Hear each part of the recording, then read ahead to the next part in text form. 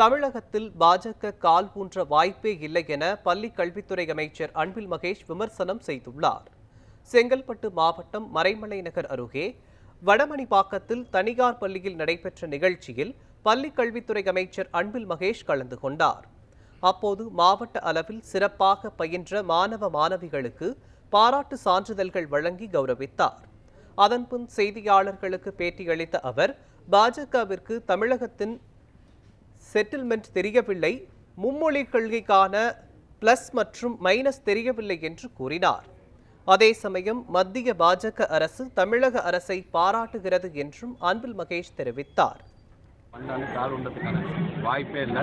முதல்ல வரலாறுல தெரிஞ்சுக்கிட்டு இன்னைக்கு எந்த இடத்துல நம்முடைய தமிழ்நாட்டில் படித்த பிள்ளைங்க எந்தெந்த உயரத்தில் இருக்கிறாங்க அப்படின்லாம் தெரிஞ்சுக்கிட்டு அதுக்கப்புறம் அவர் பேசுகிறோம். சரி, இல்லை நாங்கள் என்னென்ன தெரிஞ்சுருக்கோம், நாங்களே எங்களுக்கு கம்பெனி நடத்திக்கிறது இல்லை. இது எங்களை பாராட்டுறது யாருன்னு பார்த்தீங்கன்னா ஒன்றிய அரசு தான்.